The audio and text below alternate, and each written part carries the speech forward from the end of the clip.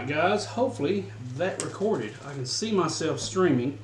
I want to take just a second before I introduce the new guitar to you. Take just a second to make sure this is actually working. So let me check the audio here. I'm going to take just a second before I introduce the new guitar. Okay, so it looks like it's working. I don't know how much of it was cut off at the beginning, but that's fine.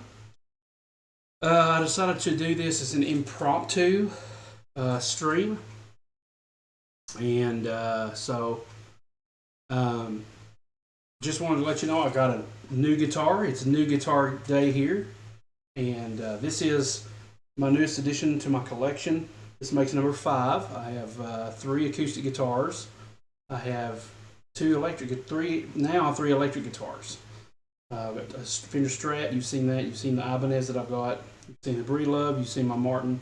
And one I haven't brought out, which I really need to, is my Fender Malibu. And but this is the new guitar today. This is a Squier Affinity Stratocaster. It's got the big headstock on it.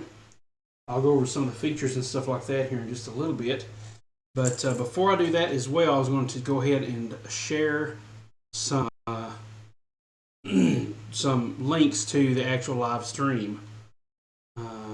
So I've got 2 people already watching. That's awesome. Just bear with me for just a second. And now it looks like I've got 5 watching. Wow. Bear with me for just a little bit. I'm going to share this on Facebook and Twitter so other people can know about this too. And I'll be with you in just a second.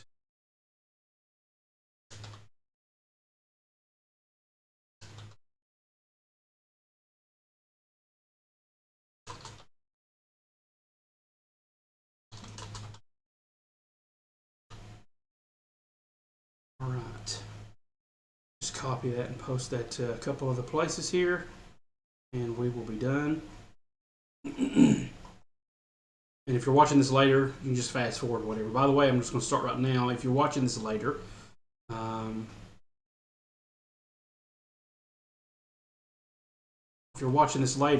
you can fast forward through this anyway by using the settings on the YouTube video player if you're on a computer. You can't do this over an Xbox Live app or mobile app or anything like that. It has to be on a laptop or internet browser from a computer, and it'll allow you to click that little gear icon, and then from there be able to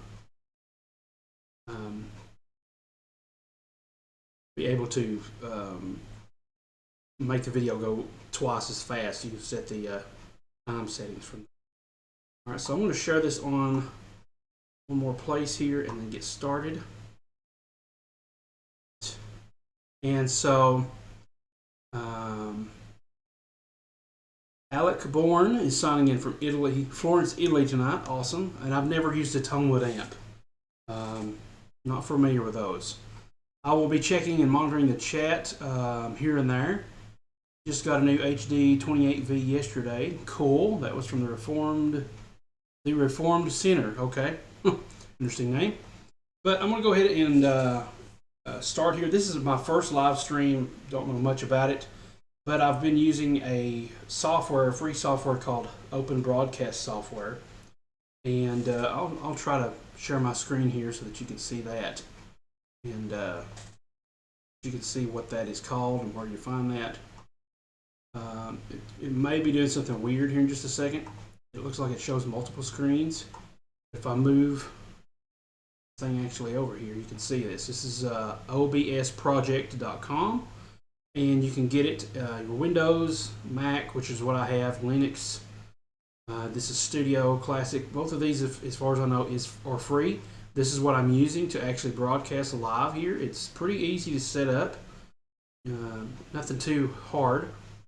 And so you can find that. And I'm going to go back to my regular camera here. So this is pretty cool. It allows me to do all these different things. And so anyway, back to the guitar. The guitar is a Squier Affinity Strat, like I said earlier. It is a 2007 model based on some research that I did on the serial number. We have rosewood fretboard. Pretty dusty. It is a used guitar. I'll tell you more about that in a minute. maple neck. Can't really see that, can you? Maple neck. Very. It says got a polyurethane finish. It's very slick, like a satin finish. I love that about this guitar. Medium jumbo frets. The action is perfect on this. It's actually a little higher than my standard Strat, which is what I prefer. A little higher action, a little bit for bending and things. And it's got the humbucking single pickup configuration, 5-way switch, 2 tone knobs, regular volume knob. Which the good thing about the volume knob is it's very hard to turn. So now that I'm used to Strat, I don't do this, but I used to play this and I would rest my finger on that volume knob, and gradually as I played I would turn that thing down. But I don't do that anymore, so I'm not really too worried about it. But it's kind of hard to turn, so that's good. It did not come with a whammy bar. This is actually one that I had left over from when I bought my Ibanez, and my Ibanez RG4EX1, and it didn't fit that, obviously. So I thought, well, let's try this one, because my standard Strat whammy bar didn't fit this, but this one is a little thicker and it fits it perfectly. Now this has 3 springs in it, and they're pretty. When I did that dive bomb review, this thing's pretty solid, and that's fine with me. I'd rather have a hardtail in this, so I'm just probably not going to worry about a whammy bar at all. I like having those springs like they are. So yeah, let's see what else we got here. Just trying to see the saddles here. But as far as the body, as far as the specs and everything, I've actually got some information about that. According to some of the information I found, the body is alder.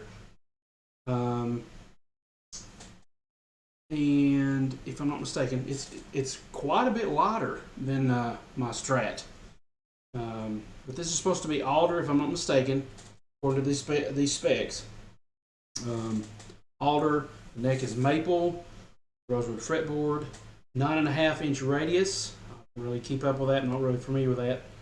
21 medium jumbo frets. The one I'm looking at says 3 single coil pickups, but mine obviously has the humbucker there. 5-position pickup.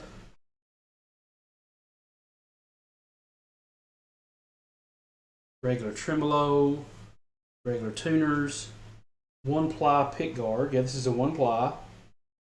What else do we have? Scale length is 25.5 inches. Width at nut is 1.61 inches. Got a large headstock, like I mentioned earlier, that 60s style headstock. White plastic parts, a black silk screen logo, so it doesn't have the outline on the logo here, and regular dot inlays. And that's as far as that goes. This is, like I said, this is 2007, and it's very comparable to today's, modern Affinity Strats. For one thing, let me just tell you the story behind getting this. I wanted a guitar that actually had this configuration, the HSS, the humbucker single coil. I wanted that so that I was really missing that Strat tone, that glossy, clear sound from a Strat. The Clapton sound, the Stevie Ray Vaughan sound, just the twangy sound. And my Strat no longer has that really, because I've got DiMarzio pickups in those. They're humbuckers, except for the single coil in the middle. So I was really missing that, and I really got back into enjoying that sound from listening to Andy Timmons and Nick Johnston. He plays Schecter guitars, but he has a 3 single coil combination. And I'm sorry if I'm looking to the left. I'm actually watching myself on the Wirecast, or not Wirecast, but the OBS software. So let me try to look at the camera. But from listening to guys like that, and I really, I wanted that configuration. I want the nice bluesy sound up here, but I want the high output of a humbucker down here for those blazing solos. And so I decided I'd try that out. But before I got this one, I went to Guitar Center and saw another combination. It was 3 single coils. It was black. It looked just about like this. And another thing I wanted was a maple fretboard, and I thought, well, it has to be maple fretboard if I'm gonna get that sound. Well, the problem with that is it doesn't have to be maple, because when I played this in Guitar Center, it blew me away at the bell-like quality that Strats are very famous for. It blew me away at how much it sounded like that with just these stock pickups and a rosewood fretboard. I was really amazed at that, and I just had to have it. Well, let's backtrack about 2 or 3 months. Okay, I went to Guitar Center first and found that Strat that Squier I was just telling you about. It was black and had 3 single coils. Okay, so it was a bullet Strat, and it's bullet Squier bullet, and I had an awesome deal on it, and that's really the only reason I bought it, is because the deal was so amazing. It was like $45 for this thing.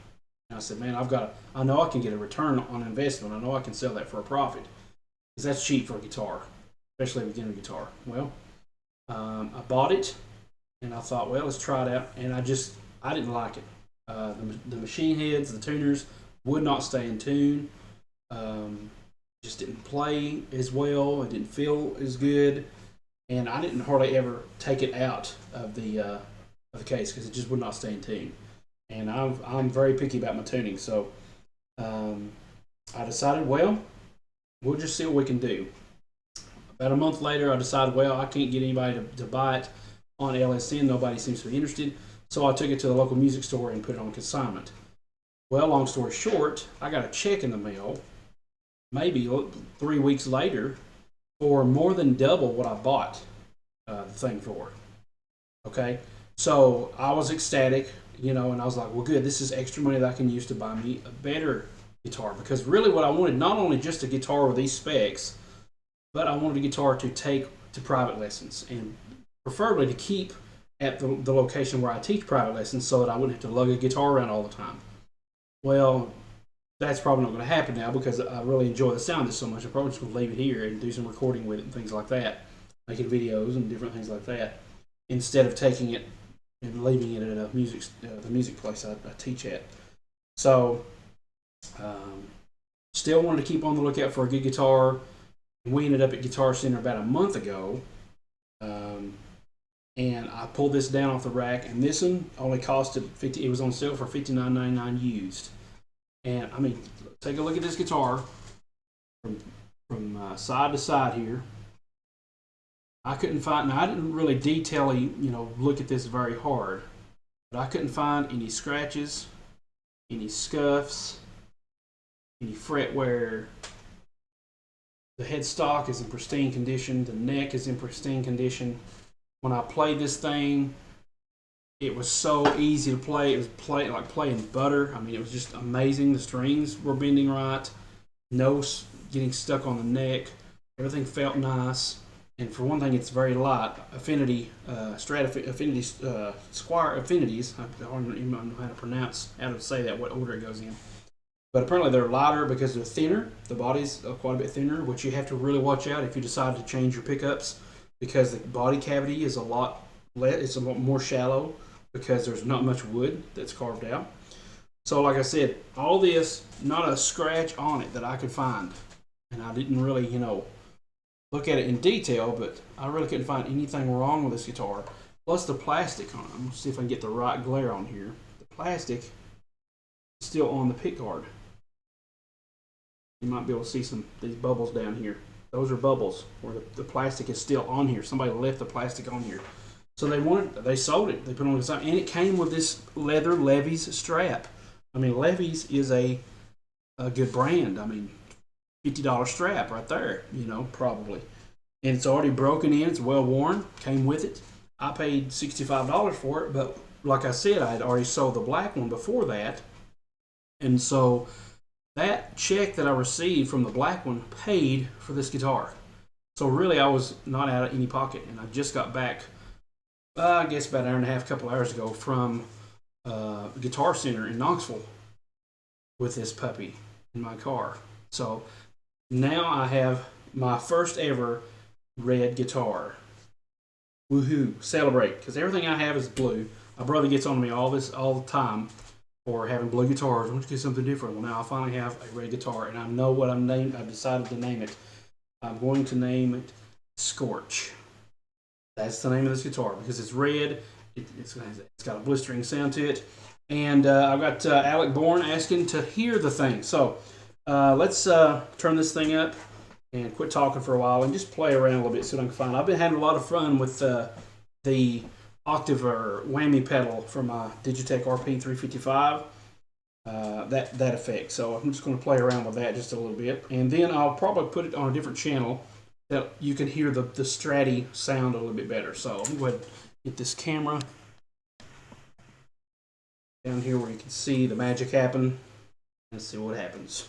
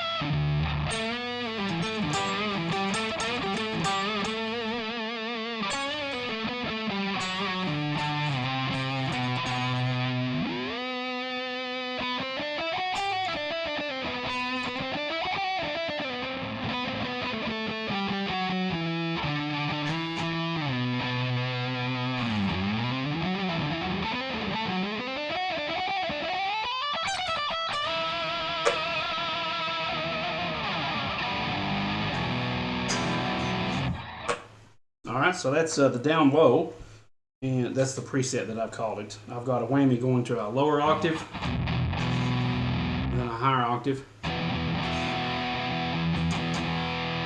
So let's try that with a low note.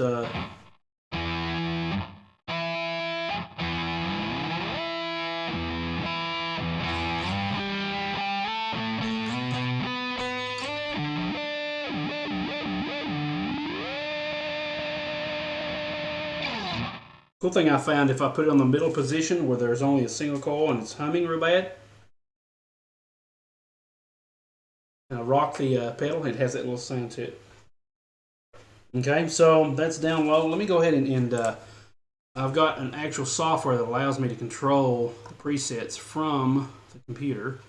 So I'm going to put this on a preset that I have called Little Tex,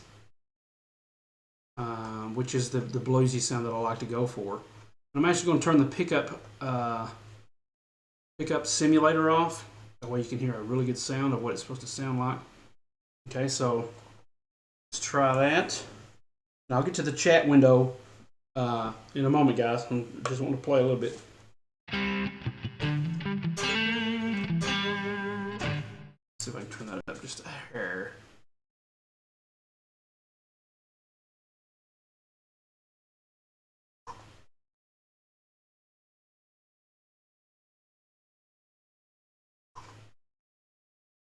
Up on me, guys. Give me a second. Turn up about 5 decibels.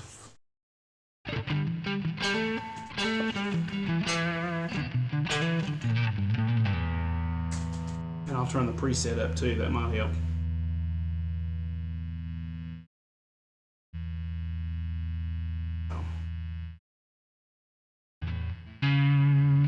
Okay.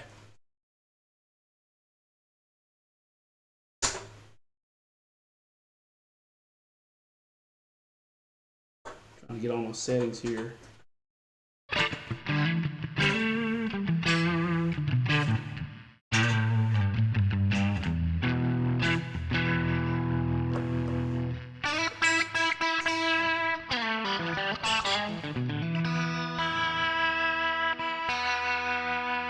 That whammy bar stuff kind of put that out of tune, but that's all right.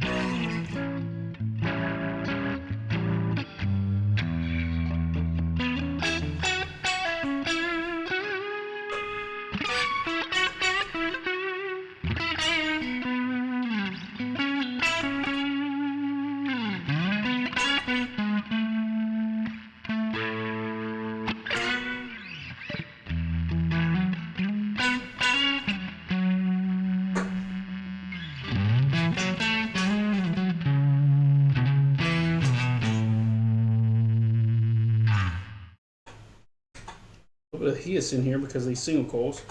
Put some tube screamer distortion on there.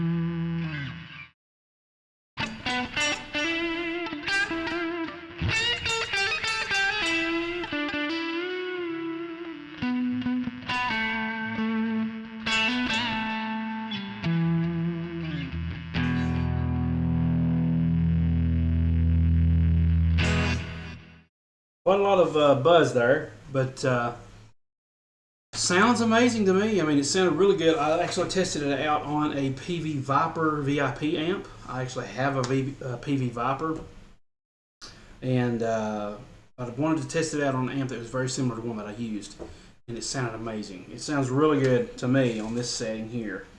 I've got another one called Smooth. Let's see what that sounds like. I'll go ahead and get that loaded, and I think it's got a pickup. Actually, let me go back to this real quick. I want to see what this sounds like with the pickup simulation on. So that was with it off. Here's what it sounds like with it on.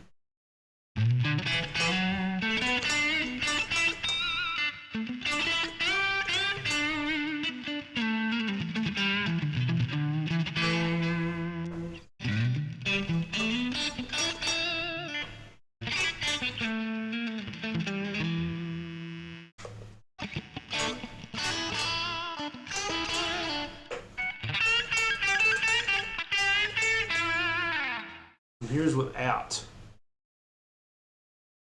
It's simulating a single coil, but it already is a single coil. So here's what it sounds like without pickup simulation.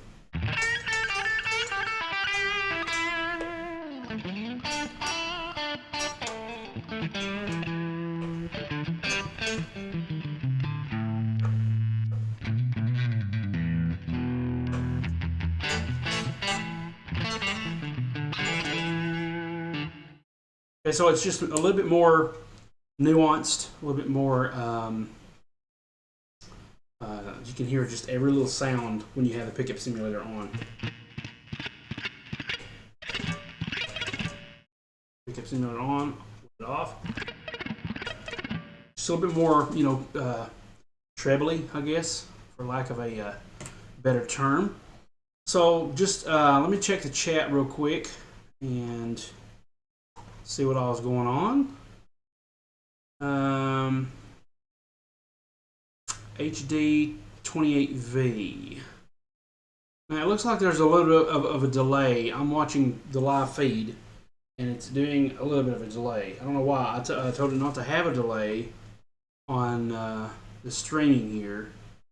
For some reason it does. I'm not sure why that is, unless YouTube's set up for that. I'm not sure. So there may be a delay between when you get this and when you get this and when I actually see the questions and things like that. And I'm not seeing any kind of delay enabled, and I don't think it was on the actual stream. Stream options. I don't think there was a delay on the options. Yeah, added delay, none. So I don't know why. But anyway, now I've got 3 people watching. Okay, well, thanks for everybody that's watching. I like its red texture. Thank you so much, Kendall Smith 05. I do too. I really like the metallic. If you can let me get the other window open so I can see it. Awesome tone, Alec Bourne. Thank you so much, Alec. I think so too. It's metallic red, but I like to think of it as like a candy apple red. You might not be able to see the glitter grain in there. Let's see if we can get a good shot right there. You might be able to see it. There it is. You can see a little bit of it. Definitely metallic.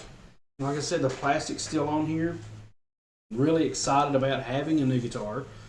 And yeah, so compared to today, I'm going to go ahead and get that smooth setting on there, by the way. I forgot about that. Compared to...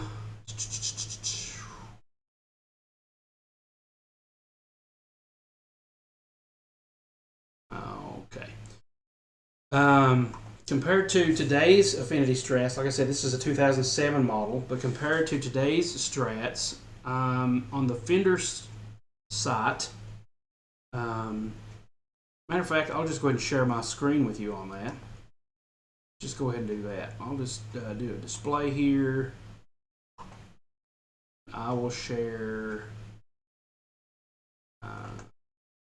properties going here. We're going to share this screen. Okay, so here's the shop.fender.com, and it takes me to an Affinity Strat, a modern day. This is what it looks like. You can tell the headstock is definitely different than mine. Mine is just a black decal. This doesn't come in red, so that's good that I actually have one that is in red. Has that HSS.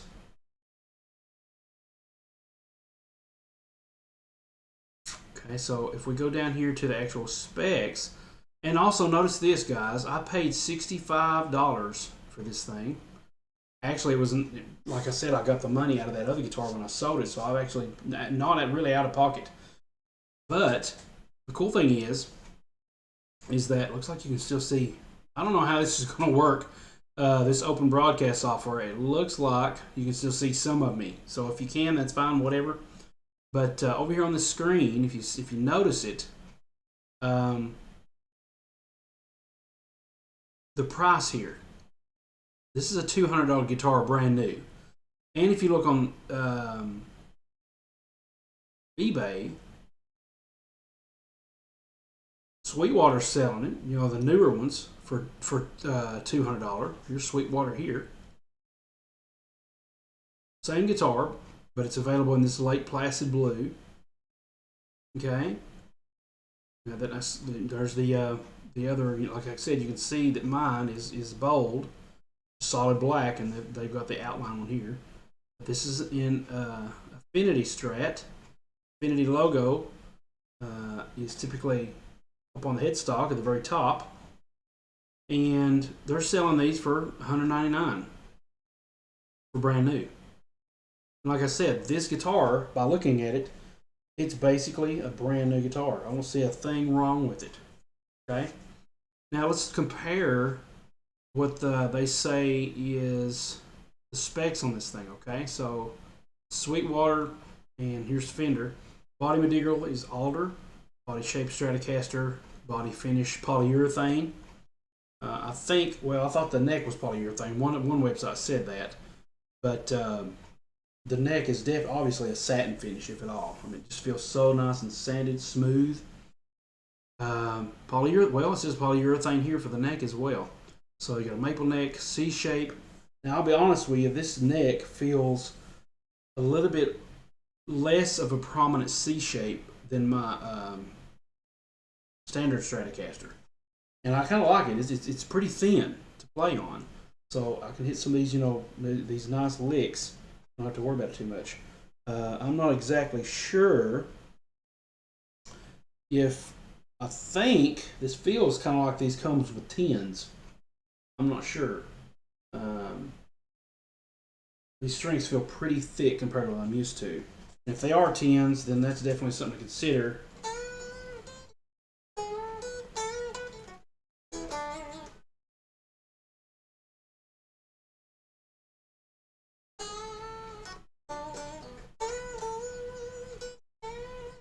Yeah, if they are 10s, I'm sorry if you couldn't hear that. I didn't have it turned up or anything.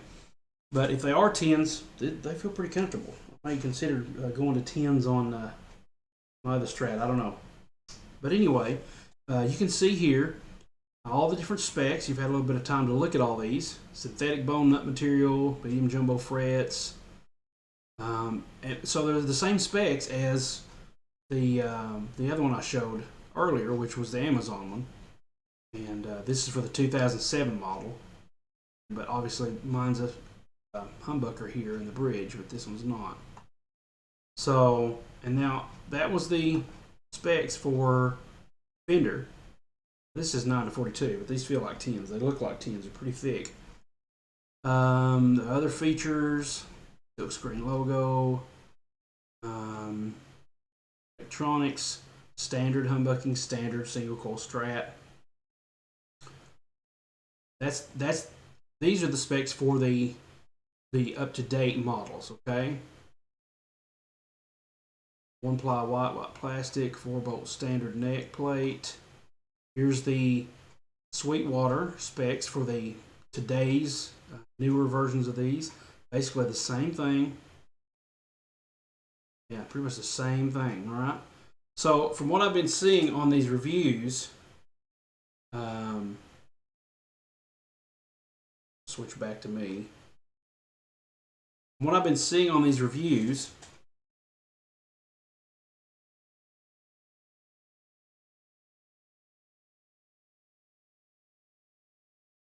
okay, looks like you can still see me on the live feed here. It looks like most people do not like, compare it between a Bullet and an Affinity. Bullet, most people do not like the Bullet. Strat, they don't like the tuning keys. One that I found was Pixie Licks on YouTube. He did a review on the Bullet, and he said they were pretty much cheapo junk. And I'd have to agree based on what I played and the one that I had. It was terrible. So I'm glad that I found an Affinity. I played it. That's the key, guys. Playing a guitar before you buy it is really important. Don't just order online if you haven't went to a music store and played it and tested it out first. I know that if this guitar wouldn't have been available because of the police hold law that they have in Knox County, where you have to hold it for a certain number of days. I actually bought this and had to wait another month so that the serial number would come back as a stolen item or anything. If that had fell through and I wouldn't have been able to buy it, I would have been on the lookout for another Affinity Strat, even if I had to pay $200. The key thing is I didn't want to pay that much because it was going to be a side guitar for teaching lessons, mainly. Didn't want to put a lot of money into it, and now I haven't. This thing has basically been free, except for the time it took me to go up there today and buy it. So that's awesome. And I actually got some John Petrucci signature jazz 3 picks. That's what I've been using. That's what I've probably going to stick with for a while for my electric guitar. I'm still sold on the Dragon's Heart guitar picks for acoustic guitar, but for electric, to me, these Ultex John Petrucci jazz picks are the right feel. They're about big enough. I don't like the small regular jazz 3 picks. So yeah. Let's get some more playing here done, and then may go into what I've been working on lately and some different things that I've got in the works maybe. So let's see here. Let's see. We've got a few more things here running fairly well here as far as I can tell. I do lessons weekly. This is far better. Okay. Apparently Alec Bourne thinks that the live stream is running a little bit better. Like I said, check out that Open Broadcaster software. Very good stuff. I recommend it. It's working so good and good so far. And this is, to me, a lot better than going through Hangouts and trying to, because their video is always very grainy and it's always laggy and it pixelated. To me, right now, it looks like the camera is really getting a good shot of everything. Nothing's pixelated. And what I'm seeing on the live stream looks really, really nice. So I'm happy with that. Really glad to see that the camera's actually working. I was actually worried about the camera. It's one of those cheapo C270s from Logitech. It's one of the outdated ones. But now I mean, they look so good. This one looks so good that I ain't worried about replacing it now because 720 is still high definition for all intents and purposes. Okay, so okay, let's go back to the chat real quick. When streaming, you have about a 15-second delay. Thanks so much, JMan694. I appreciate that. I don't know why, but that's fine, I guess. The next time I may try to make this an event and do it through Hangouts, but still go through Open Broadcaster software to see if it's better. And if it's not, then I'll probably stick with streaming because this quality is really amazing. I hope my voice is coming through really good. I'm actually using the microphone from the Logitech camera. And this is going into an audio interface, which I'll talk about here in just a little bit that I recently got. It's just part of YouTube, JMan64 says. Okay. Appreciate your comments, guys. And looks like we've got 6 people watching now. That's very nice. So really cool.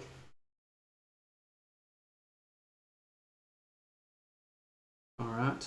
I'm going to try something here. I've never done this stuff on the stream, and I hope it doesn't bother anybody. But there's a thing that says create highlight. There's also something that says play ad. Now I'm going to play ad and see what happens. Okay. It tells me it's based on complex criteria. Some of your viewers will see an ad. Keep on streaming. Okay, well, you may see an ad. If you click that ad, it just helps me with a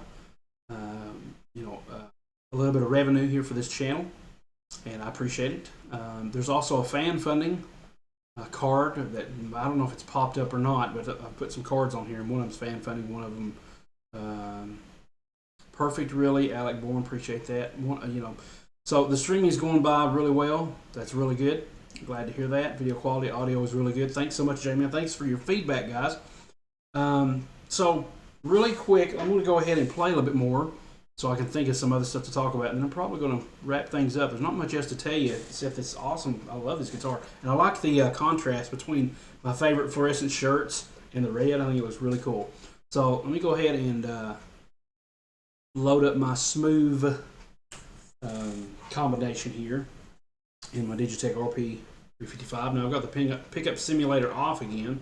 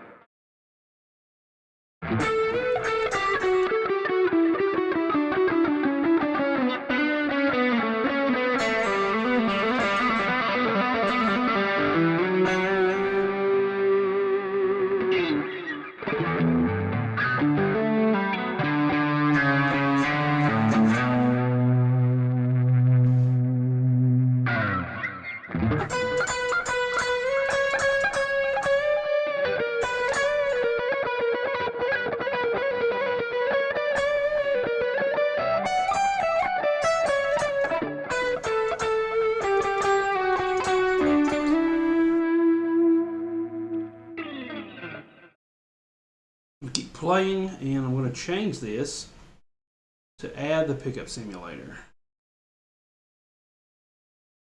More of a twangy sound. I'm playing in Lydian. I've been messing around with Lydian lately. So I'm in the Lydian mode here.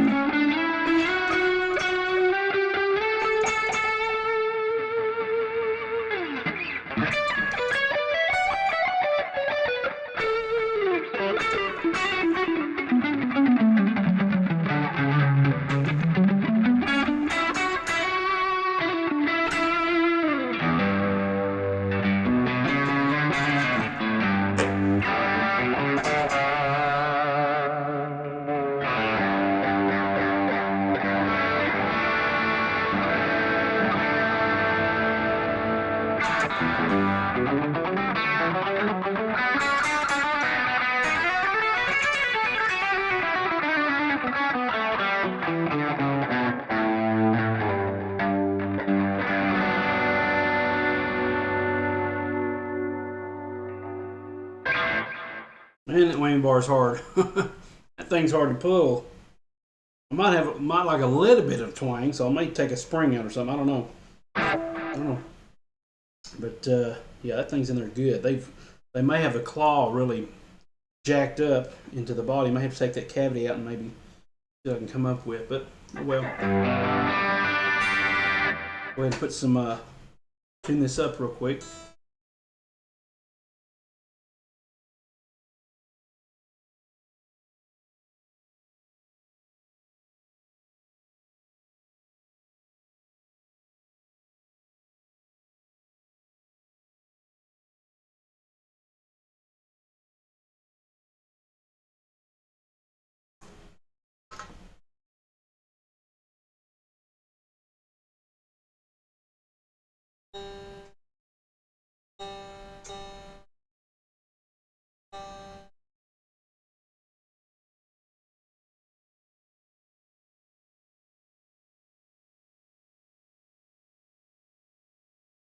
You can just fast forward through this later if you're watching this later.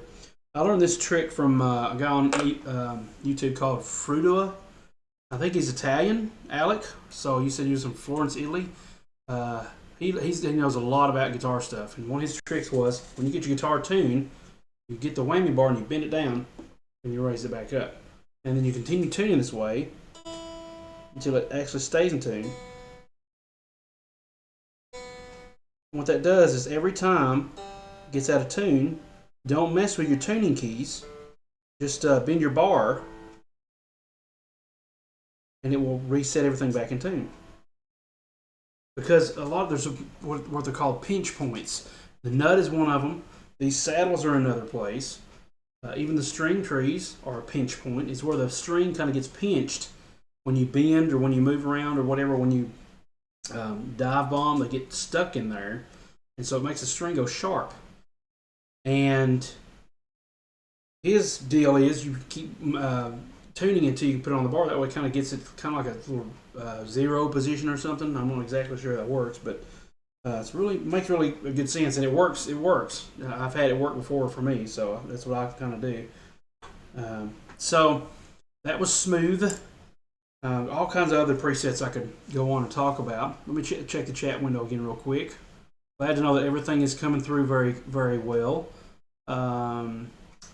Says the stream is perfect. Video audio quality is very good. No ads, so the ads didn't come there. I guess it depends on what device you're on. Video is crystal clear and the audio is fine too. Thanks, Dale, for that. I had a question for you. Alex says, I've just started going through 3-note for string scales instead of the usual caged ones. Which do you use at all, and why do you switch? Isn't it a good idea to rub a bit of pencil graphite in the nut, let the strings slide easier? Yes, Alec, I do that too. Take a little pencil and rub some stuff in. There's also something called nut sauce. And I think I've got some of that, or maybe Graph Tech or something like that. But the guy for Stevie Ray Vaughan, his guitar tech, Reen Martinez, I think was his name. He actually invented this stuff. and it's kind of like an off-white. Really comes in a really small tube, and you can rub that in between your saddles, in between your nut slots as well. And I find that helps a lot. But yeah, a little graphite goes a long way. Put a little bit of that on your string saddles where the saddles meet the string here, strings, and right in between your nut slots. It looks like somebody, well, no, that's the strings. But yeah, I've done that before. That's a good question, Alec. I use Big Ben's nut sauce. Okay, so there is something called nut sauce, but this is something different, I think. I can't remember what it's called. But Alec had a question. 3-note for string scales. I am myself trying to work through a lot of these. The one that I refer back to the most is just the basic one for the key of G. And let me show you what that looks like real quick. Turn my smooth back on here. The one I mainly use is your root is right here. Like if this is G, my root is right here, okay? So I'm just going to use 2 whole steps. 2 whole steps on the next string. Okay? And then I'm going to switch and do this shape. A half step and a whole step. Got a gnat in front of me. And that's going to be on the next 2 strings. And then I'm going to move everything up. And instead of doing half whole, I'm going to do whole half. And that's going to be on the B and the E strings. So it looks like this. And that's all alternate picking. Down, up, down, up, down, up.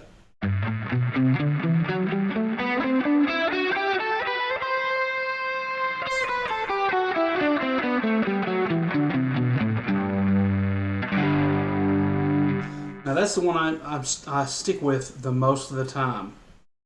Those are the main.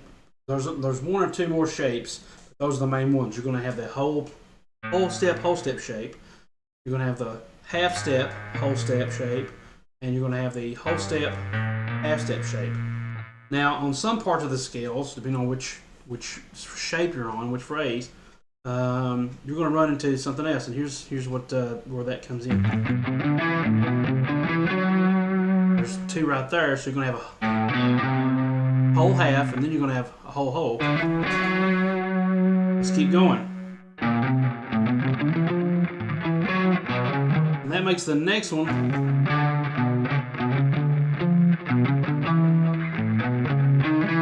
let me get back to that. You got another shape. You're going to have half, whole, half. And that turns the next one to a whole, and the next one to a half, whole. And those get confusing. Believe me, I know. But the one I really stick with and find myself going back to over and over again is that G major scale. And that could be an A major. It just depends on where your root is. It's on the E string. Your first finger is on that root.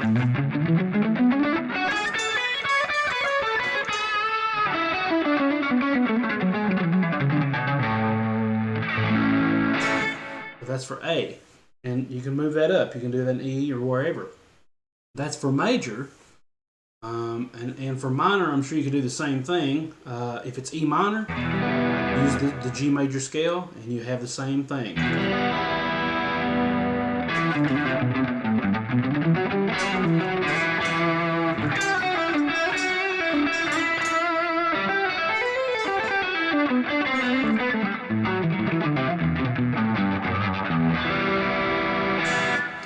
Okay, obviously I haven't practiced much on that lately, but that's the one I found myself going back to. And when I was taking lessons from Paul Gilbert on Artist Works, I found out his advice to me was, don't worry about the other scale shapes. Master that one in all different areas of the fretboard, that same shape. Just play with it and play with it and play with it until you can do it in your sleep. I mean, without even worrying about it. Because that was, and I found that to be tremendously helpful. Because I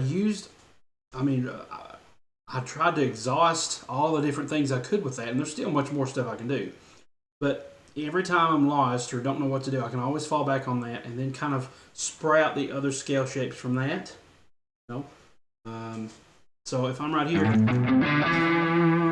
the next one, like I said, is that whole half and half whole. And depending on what I'll be doing, I'm usually using my middle finger for that whole whole. Whole half, whole whole.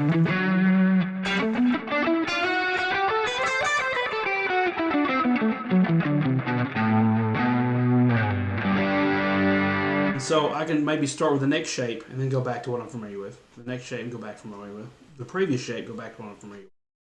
So just to kind of go from something I'm familiar to and then into something I'm not, but help me still memorize it. I hope that helps. I hope that makes some sense. But that's basically what I do. And I'll give you another hint. Whatever you do on the top two strings, if you go up an octave, now I also learned this from the great legendary Paul Gilbert. If you go up an octave and play the same shape, you can play, well, if you go up an octave, you can play the same shape. So let's take, for example, that I don't know what key I'm going to be in. Let's say I think that's G Phrygian. Okay, but let's put it up to an E, because that's something we're more familiar with.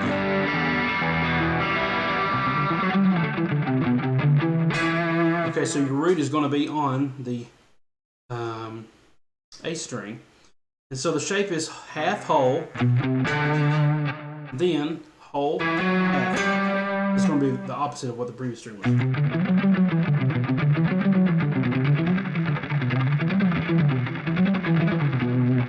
Okay, so that's that. And if you take that shape, and the octave of this note is 2 frets up, 2 strings down. That's the octave, even though I'm kind of out of tune. Let's see if the whammy bar trick works. That might have worked. Okay, so you take and play this shape right there. Same shape. And if I take that and get one more octave from this shape, you're going to go 3 frets up, 2 strings down. And I take and put my first finger where my pinky is now and play the same shape.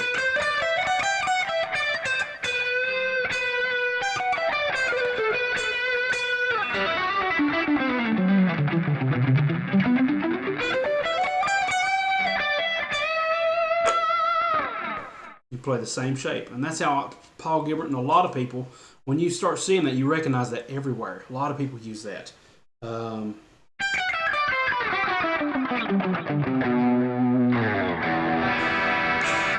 Okay, so that's a really good 3-note per string exercise just to get used to those shapes. And yeah, so there's that question answered for you. Let me look at the chat thing one more time, and hopefully I can give you some ideas of what is coming up on my channel and see what all's going on here. Let's see, others. Let me go back here. Okay, Alex, response to that previous question about the 3-note per string scales. And these are probably in the comments below if you need to read these later. The others effectively step up through the modes, right? You're starting on the next note up and ending on the next note up. I'm not exactly sure what you mean by that. But those scale shapes can't. That's a good thing about these big shapes is you can still use those for other modes. For example, I mapped this out one day so I wouldn't have to sit here and memorize a lot of mode scale shapes. I just used 2 3-note per string shapes for all the modes, and one of them was that.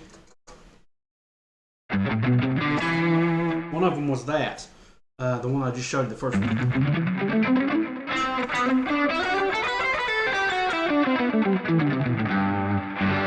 Now, if I did that.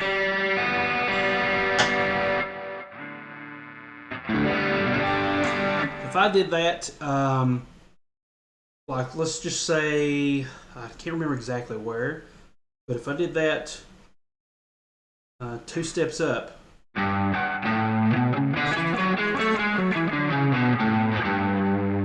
I still used my G as the root, that allows me to play an A major scale, which for G,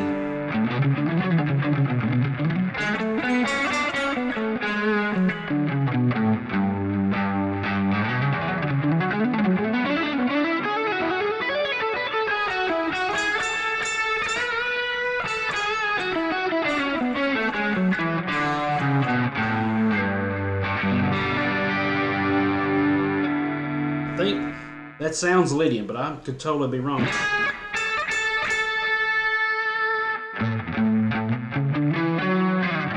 me find my note here. See, that's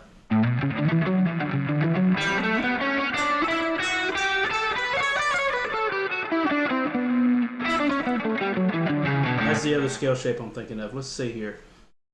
Okay, let's do this. If I play this same scale shape in G, but I played it down here on the first fret, I think that gives me G Dorian. Yeah,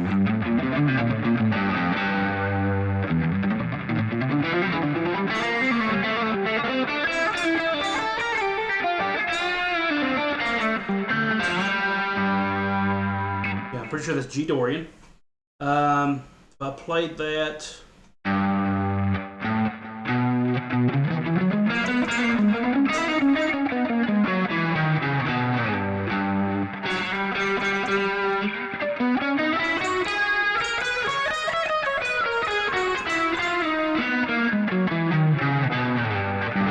I don't remember how I did that. It's been so long since I've done that, but you can use it in one scale shape, and I can make Dorian, and I can take it and do so many steps higher, and I have another mode.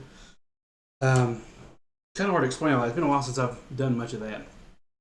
Alex says, "Man, that sounds good. That setup." So thanks. That's my smooth setup, and I put the put that pickup switch on a pickup all that simulator on the Digitech RP355. Enjoy pretty much all your bluegrass licks, brother. Rich 2010. Thanks so much, Rich. And your gigs with your brother, me and my brother, probably Patrick. So you're talking about maybe Alec. Brilliant. Okay, I'm glad you think so, because I feel like I'm just spouting off stuff. It doesn't make a whole lot of sense. But so real quick, what I've been working on lately, and what I've been really excited about before I close off today, and that is mainly I've got some new tech. I've got some new stuff that I'm excited about. Maybe as we get on down the road and I'll make some more stuff out of it, I can do some videos on it. And I'd like to do some more live streams. I just get so frustrated. I just want to, just sit and play and just want to, interact with the audience and with people out there. It's good to know that people are actually watching. I'm glad that you guys are watching and that you're getting a lot out of this. But one of the great things that I've been working on is something called Traction.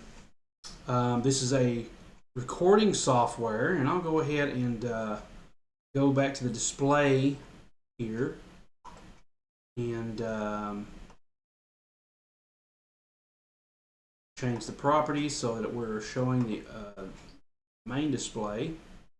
Okay, I don't know how this looks. I'm going to give it just a second, see what happens on the on the screen here before I change this over, because I want to see if the screencast is actually messing up or not on the actual feed here. I don't think it is. It's just, it looks like there's multiple views of the screen just zooming into infinity when that happens. So just give me a second. I'm looking at the live stream now, the delay, to see what it's going to do. Change this. Okay, yeah, see that? Well, by now you wouldn't have seen it, but you've seen it go into multiple views. So let me go scoot this over. Bear with me here. And by the time you see this, it should be normal now. All right, so I'm going to go to Traction Software, which is actually Traction 6 right here. I'm going to open that up and show you kind of what I've been working on. This came free, T5 came free with a new audio interface, which I recently bought from Behringer, called the Euphoria UMC 204 HD. That's what I'm actually recording the guitar into right now, not the mic, because the mic is coming from my Logitech camera. I'm hoping to get an adapter so that I can start using my lapel mic to go straight into the interface, so we can have even better quality voice audio. But this is Traction, and I'll just show you a little bit of what I've been working on here. And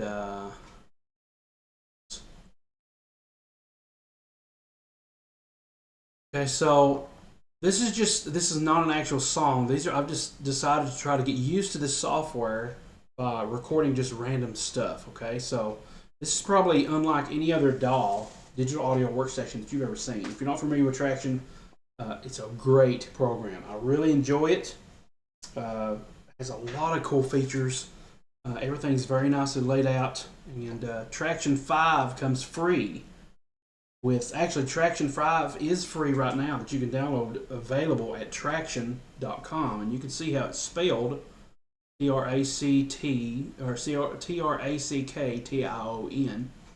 You can see how that's spelled, and you can go to traction.com, I think it's the website, and download the T5 fully, functional digital audio workspace. Start messing around with it for free. What it does is once you set it up, it will allow you, like if you go into your settings, now I'm on a Mac, but I went into my settings, and for the plugins, I had it to scan and sort all the plugins and everything, all the different streams and different things like the loop database, scan for all the loops in my Apple library. So this pulled from stuff that you could usually find in GarageBand, things like that. And once you set this up, you can pull from all these different loops. Like if I was to go ahead and start playing one, let's see what this sounds like if it works.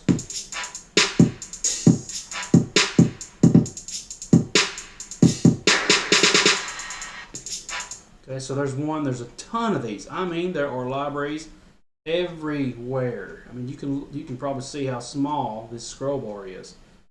And there's all over the place. Some of them don't play for some reason, but the majority of them do. See, like that one didn't play. It shows something happening down here, but it's not playing. I'll just see, so that tells me all the ones named 4 and probably won't work. Let's go to 405. There you go, that works. So if I was to play around just jamming to that,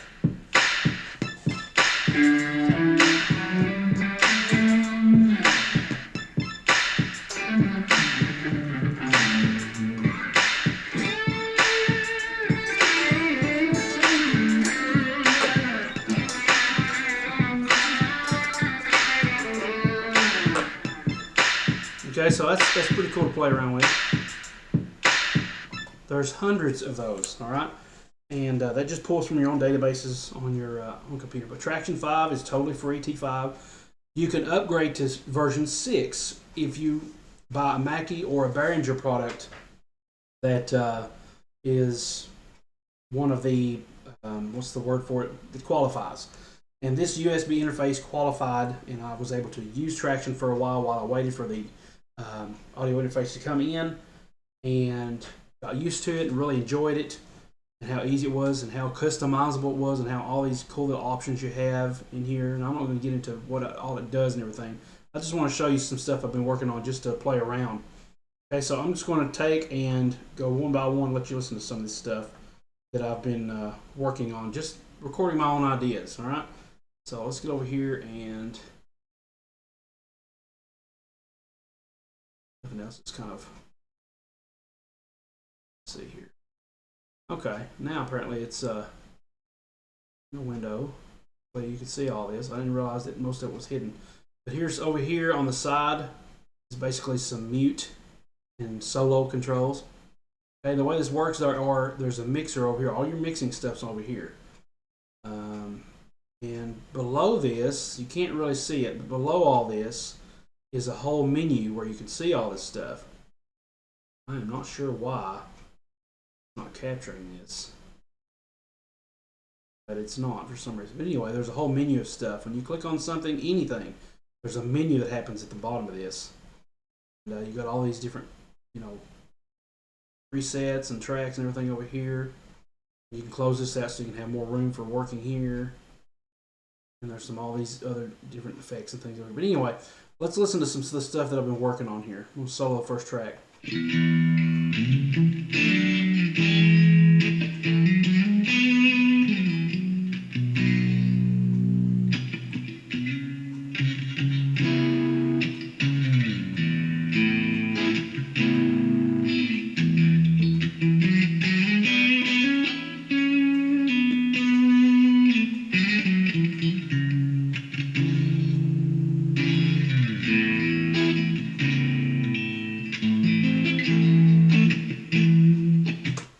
Okay, so that was the first track. And I'll go all the way back to the front. Second track. See what that sounds like. And some of these are very slow, very small. You can see all this stuff that I've been kind of thinking about. I'll do one or two more here.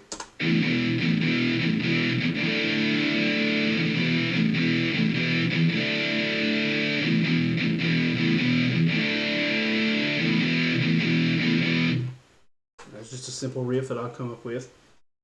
Next one down, Wall of Denial-esque Groove. This is one that I had this riff that I really liked, and I wanted to record it before I forgot it. I actually recorded it wrong. I remembered it wrong, but then I went back and recorded it again the right way. Here's what it sounds like.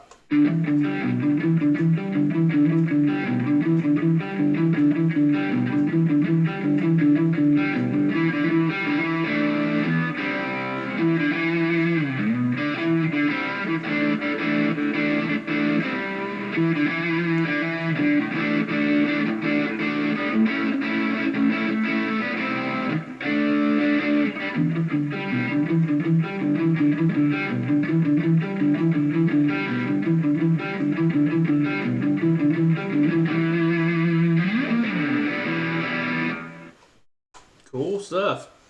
All right, so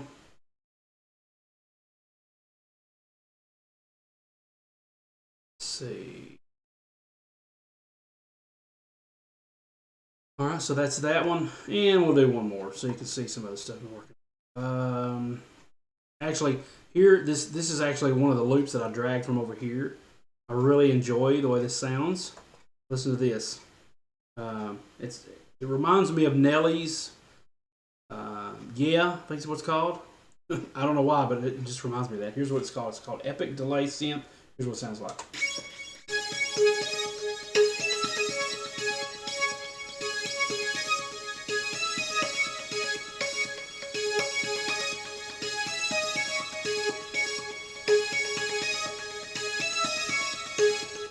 Okay, if I was to play along with that, I can already think of some stuff to play along with.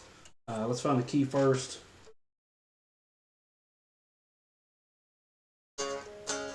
I've got that in C sharp for some reason, so let me just loop that a little bit, and we'll play around with it and see what we come up with here.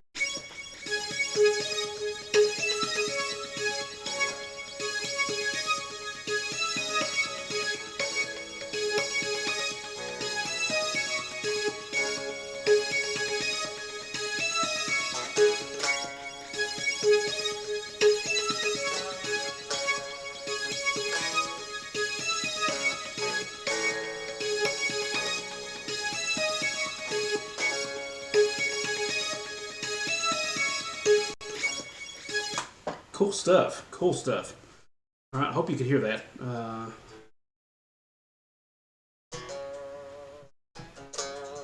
Sounds like it does. Like you can hear that. Good deal.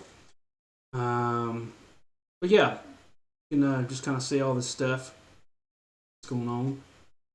And I'll do one more for me. And I'll just do this green one here. It says 80s riff, 80s techno riff. Let's see what that sounds like.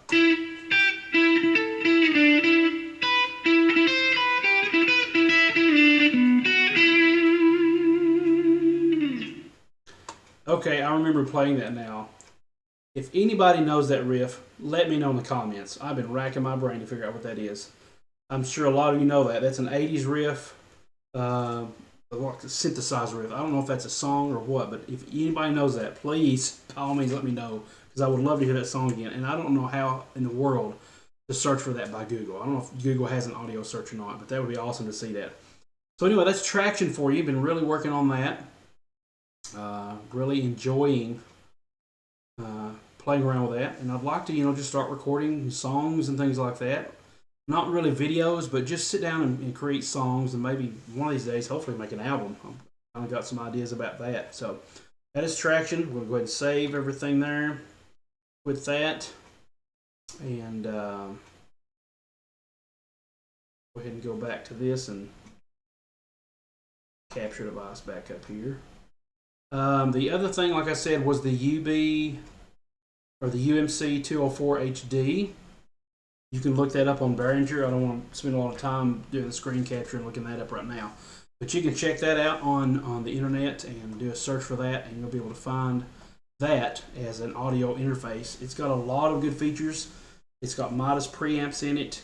It's got 2 inputs, a line and instrument push button, a pad so that you can kind of attenuate or limit the peak of the sound. It's got little tweak knobs for connecting monitors to it so that you can monitor via monitors. I'm actually using headphones to monitor this with because I didn't want to play the audio from the speakers because it would come into the mic and you'd be hearing the mic and the input, and that wouldn't probably sound good at all. So I just enabled the one from the audio interface. So let's see what else. Just those two. I've been working with ScreenFlow, been checking that out to edit some videos, and that's a really good, awesome software. Oh, and the other thing was I've been working with Guitar Pro. Finally decided to look at tabbing some things out. Now that doesn't mean I'm going to be tabbing all the stuff on YouTube, but I thought about tabbing some older videos and maybe creating some really cheap tabs out of those. Affordable tabs, not cheap quality, but affordable tabs as a little extra income stream. Because a lot of people ask for tabs all the time. So I thought, well, I could probably do it with a few videos, see where that leads. And by no means am I a very good, talented transcriber. I can't read music that well. I'm just having to try to guess my way through and listen back and make sure it sounds right and then go with that. But it's just, some of the stuff I've been working on while I'm waiting for some of the books that I'm writing to trying to find some editors to hire so that I can get that finally going. So I thought, why not play guitar while I'm waiting, All right, guys, I think it's going to be it for me today. Pretty sure that's all I was going to talk about. But yeah, brand new guitar. Let me go ahead and look at the rest of these comments here. 6 people watching now. Appreciate everybody, by the way, watching this. Really appreciate that. Okay, so for the last comments here,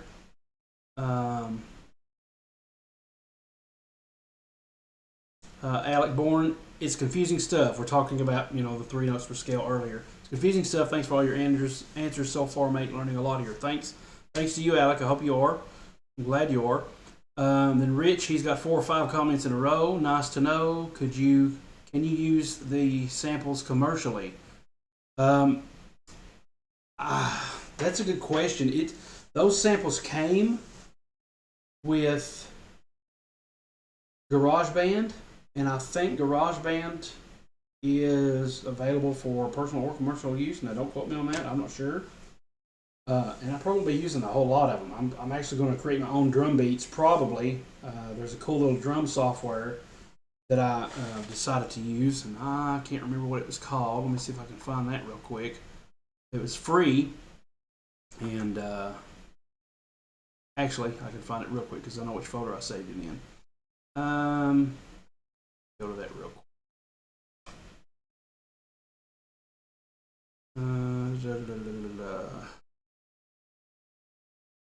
It's called MT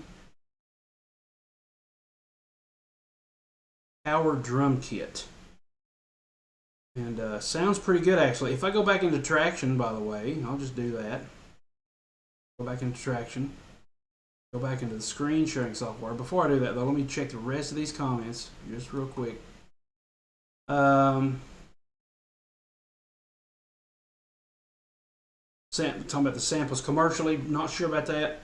Like I said, GarageBand, I'm pretty sure you can. I'm not sure. They were at the Apple Loops, so you probably could. I don't know. 80s guitar texture, love it, man. LOL. Eddie Murphy movie lick. Okay, I'll have to check that out. I know it's an 80s thing. Harold Faltermeyer. Axel Foley. Not exactly sure what you guys are talking about there, but I may have to check the names out because it might be the names of the composers. That's a whole lot, man. That's exactly what you're talking about. Thanks, this has been fun. We appreciate it. I'm glad that you have. The Axel F theme from Beverly Hills Cop. All right, thank you so much, Dale, and the rest of you guys. Axel Foley. Okay, so that's the guy that did it. I'm going to look that up probably very soon after it ends. Let's see here. Beverly Hills Cop. I'll definitely check that out. All right. The name of the guy who wrote the Axel loop you played. That wasn't the loop. That was something I actually played on my guitar, and because it hit my head, and I was like, "Oh, I've got to play that because I know I've heard that."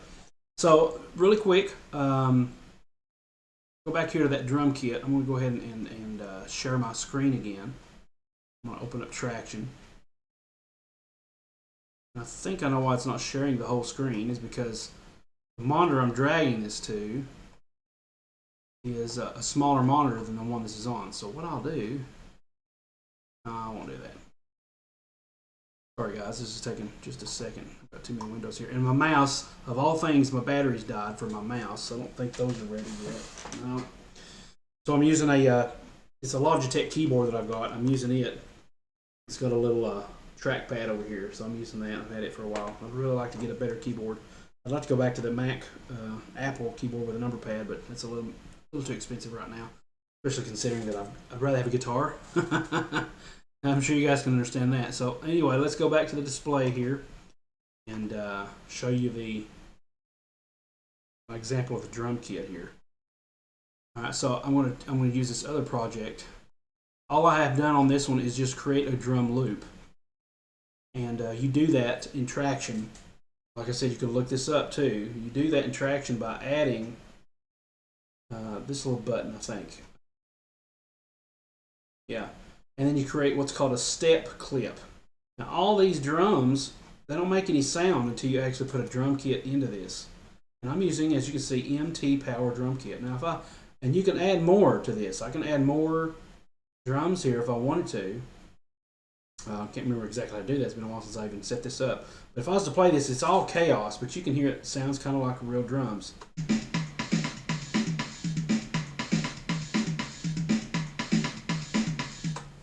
Okay, and you do that by putting a note next to what the name of this is. So I could put a hi-hat here, another open hi-hat, and just do it, kind of like systematically through this whole thing, and I'd have a drum kit. So if I double click this, I've got these grooves, but I can also go to the drum kit and start playing around with this thing.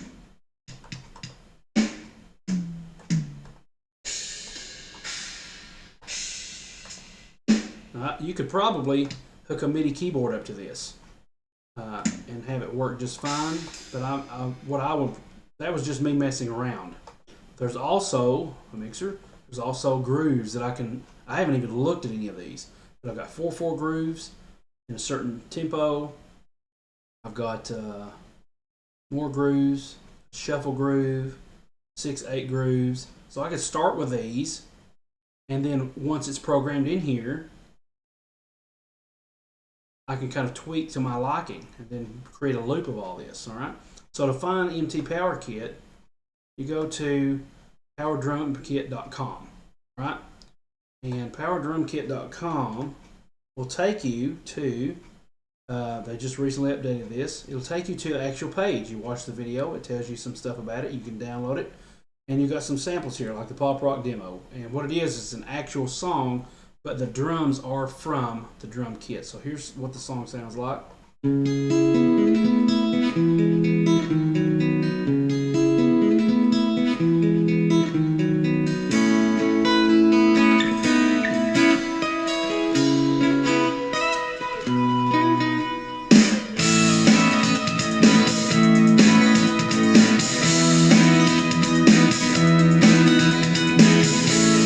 Doesn't that sound amazing? That makes you just want to sit down and record drums and record stuff if you can sound that good. I mean, awesome. You download it, and all you have to do is you download either Windows or Apple. Like, let's say if I did this, and what you do is it brings up this activation thing. So let me just try it in the audio units. So all these, you can download both of these. Either VST or audio units. There are two different ways. Okay, so it comes in a download file. Okay, and then you download it to your computer, and then when you open it up, it pops up this little screen that says your computer ID is so and so. You put your computer ID in here, and then you tell it to generate activation key, which you will copy and paste into the key kind of acceptor activation window thing. And that will unlock it for you, and you can import it into Traction or other DAW softwares. But that, I mean, it sounds amazing, and it's totally free. I've not been charged for that service at all. So powerdrumkit.com, and that will allow you to download that. And then once again, I'm using Open Broadcaster software. Pretty intuitive, pretty easy to use, totally free, the one I used. And it tells you more about that at obsproject.com. Or you can just do a search for Open Broadcaster software or OBS. Free open source software for live streaming and recording. And it also records, by the way. It actually records, okay? So guys, that's going to be it for me. I'm going to give you one last chance to say anything else you need to say while I disable my screen capture. And we'll see what the comments say, and I'll take it out probably with another round of playing. Let me find me a cool patch here to play on while I wait for some comments to populate. Then we'll be done for the day, because this has been almost an hour and a half. That's quite a long enough time, I do believe. But what I need to say out. So I'll be waiting for you guys' comments here while I find something else.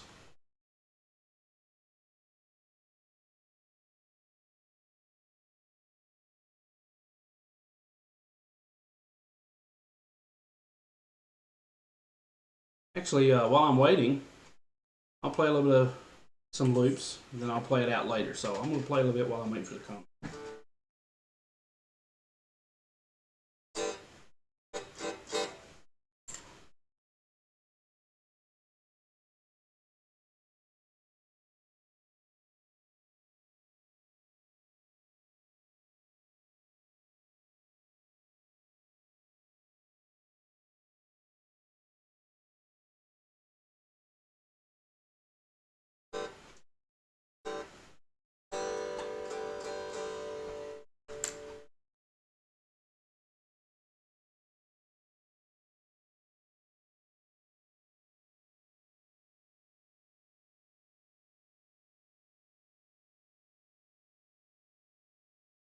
I don't know why distortion doesn't want to work correctly.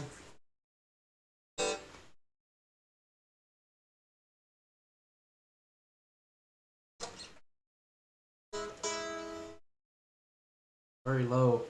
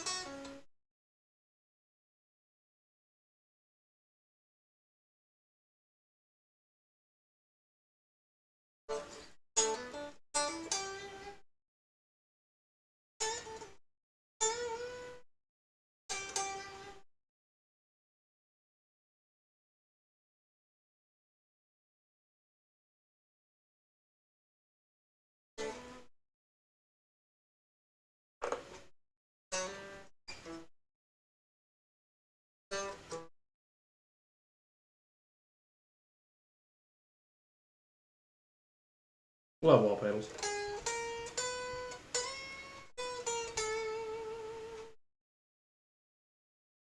Alright, enough of that. Change this to another one. And as far as the comments go, here's what we have. When are you back? Rich asks. Whenever, man. I don't know. Usually I just take spells, and I haven't had a live cast in like, I haven't had an event in like a month or two. I just get to thinking, oh, people are tired of seeing me. People are tired of seeing me play. So I'm tired of seeing me talk all the time. And sometimes I want to do stuff, but I think, well, my opinions don't matter. You know, I've got this whole complex. I guess I don't know. But obviously, when New Guitar Day comes, it's definitely worth doing a live stream for. Good live feed, no sound. Hopefully, guitar volume is too low. Okay, well, that's the setting I had it on then. That's weird. Sorry about that. So, guys, thanks so much for watching. This one should not be too low. This next one. I'm going to go ahead and get off here, and I will play you guys out with some extreme wah sounds. Okay, let's see how this comes on here.